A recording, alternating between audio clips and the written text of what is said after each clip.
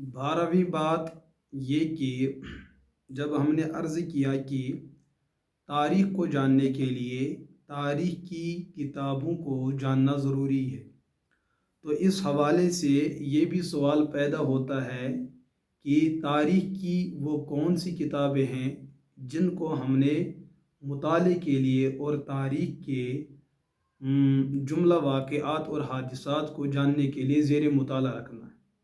تو سب سے پہلے میں عرض کروں الطبقات الکبریٰ ہے امام ابن سعد رحمہ اللہ، جن کا انتقال 230 ہجری میں ہوتا۔ دوسری ہے تاریخ الامم والملوک علامہ ابن جریر الطبری رحمہ اللہ، جن کا انتقال 310 ہجری میں ہوتا ہے۔ تیسری کتاب ہے المنتظم فی تاریخ الامم والملوک علامہ ابن جوزی رحمہ اللہ، جن کی وفات ہوتی ہے 597 ہجری کے اندر۔ چوتھی کتاب جس کا نام ہے الکامل فی التاریخ علامہ ابن اسیر الجزری رحمہ اللہ، جن کا انتقال ہوتا ہے 630 ہجری کے اندر۔ اس کے بعد ایک کتاب ہے بغیت الطلب فی تاریخ حلب امام ابن العدیم، ان کی وفات ہوتی ہے 660 ہجری کے اندر۔ تاریخ کی ایک چھٹی کتاب ہے جس کا نام ہے تاریخ الاسلام و وفیات المشاہیر والاعلام، یہ ہے امام ذہبی رحمہ اللہ، جن کی وفات ہوتی ہے 748 ہجری کے اندر۔ اسی طریقے سے اور ایک کتاب ہے العبر فی خیر من غبر، یہ بھی امام ذہبی نے لکھی ہے اور ان کا انتقال ہوتا ہے 748 ہجری کے اندر۔ دوسری ایک 8ویں کتاب ہے کتاب دول الاسلام، اس کو بھی لکھنے والے ہیں امام ذہبی رحمہ اللہ۔ 9ویں کتاب ہے البدایہ والنہایہ حافظ امام ابن کثیر رحمہ اللہ، جن کی وفات ہوتی ہے 774 ہجری کے اندر۔ اس کے بعد ہے کتاب نمبر 10 تاریخ ابن خلدون علامہ ابن خلدون رحمہ اللہ، جن کی وفات ہوتی ہے 808 ہجری کے اندر۔ اور ایک کتاب ہے الدرر الکامنہ فی اعیان المئۃ الثامنہ حافظ ابن حجر العسقلانی رحمہ اللہ، جن کی وفات ہوتی ہے 852 ہجری کے اندر۔ کتاب نمبر 12 ہے النجوم الظاہرہ فی ملوک مصر والقاہرہ علامہ ابن تغرہ بردی رحمہ اللہ، جن کی وفات ہوتی ہے 874 ہجری کے اندر۔ کتاب نمبر 13 الضوء اللامع لأہل القرن التاسع علامہ سخاوی رحمہ اللہ، جن کی وفات ہوتی ہے 902 ہجری کے اندر۔ کتاب نمبر 14 وجیز الکلام فی الذیل علی دول الاسلام، یہ بھی لکھی ہے علامہ سخاوی رحمہ اللہ نے۔ اس کے بعد ہے کتاب نمبر 15 حسن المحاضرہ فی اخبار مصر والقاہرہ، اس کو لکھنے والے ہیں امام جلال الدین سیوطی رحمہ اللہ، جن کی وفات 911 ہجری میں ہوتی ہے۔ کتاب نمبر 16 نفح الطیب من غصن الاندلسی الرطیب علامہ شہاب الدین تلمسانی رحمہ اللہ، جن کی وفات ہوتی ہے 1041 ہجری میں۔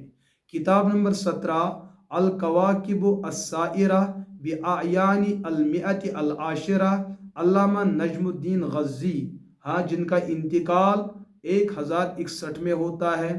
کتاب نمبر 18 شذرات الذہبی فی اخبار من ذہب علامہ ابن العماد الحنبلی رحمہ اللہ، جن کا انتقال ہوتا ہے 1099 میں۔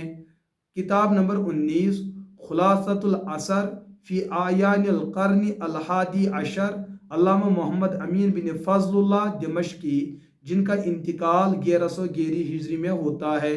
کتاب نمبر 20 سلک الدرر فی اعیان القرن الثانی عشر علامہ محمد خلیل بن علی حسینی 1206 ہجری میں۔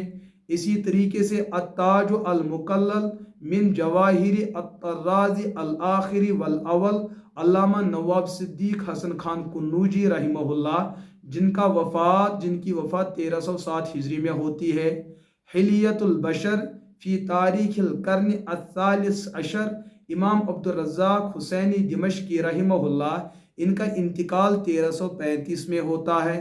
इसी तरीके से नुज़हतुल ख़वातिर व बहजतुल मसामि'i व नवाज़िर, अल्लामा अब्दुल हई बिन फ़खरुद्दीन अल हुसैनी रहमहुल्लाह, इनकी वफ़ात होती है 1341 हिजरी में।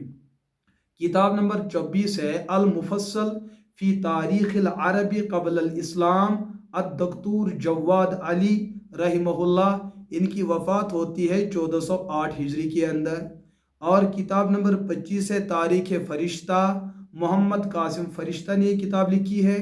26 नंबर है तारीख़ मिल्लत, इसको लिखने वाले हैं मुफ्ती ज़ैनुल आबिदीन मुफ्ती इंतज़ामुल्लाह। तारीख़ इस्लाम नंबर 27, इसके लिखने वाले हैं मौलाना अकबर शाह खान नजीब आबादी रहमहुल्लाह। तारीख़ 28 तारीख़ इस्लाम हज़रत मौलाना शाह मुइनुद्दीन नदवी रहमहुल्लाह। तारीख़ नंबर किताब नंबर 29 अत-तारीख़ुल इस्लामी वल हिज़ारतिल अमिय्या लिबिलादिस सुंदू वल पंजाब, दक्तूर अब्दुल्ला मुबश्शिर। इसी तरीके से किताब नंबर 30 तारीख़ उम्मत मुस्लिमा, जो आज मार्केट के अंदर सबसे ज़ख़ीम उर्दू में किताब मानी जाती है और ये हाल ही में आई है। इस किताब के लिखने वाले हैं हज़रत मौलाना मोहम्मद इस्माइल रेहान साहब, सयालकोटी पाकिस्तान के रहने वाले। आप इन जुमला किताबों को ज़ेर मुताला रख सकते हैं और अपनी लाइब्रेरी की ज़ीनत बना सकते हैं। लेकिन जो उसूल मैंने पहले अर्ज़ किया, तारीख़ के अंदर उसूल हदीस का जो मेयार है किसी रिवायत को कबूल और रद्द करने का, उसी उसूल को हम तारीख़ की जुमला किताबों पर फिट कर सकते हैं, नाफिज कर सकते हैं। और उसके बाद उस तारीख़ के अंदर जितने सारे इक़्तिबासात हो, उनके कबूल और रद्द का जो मेयार होगा, वो उसूल हदीस के अंदर जो हदीस का मेयार रद्द और कबूल होगा, वही मेयार तारीख़ के कबूल और रद्द का होगा। अल्लाह हमें मसला समझने की तौफ़ीक़ अता फ़रमाए।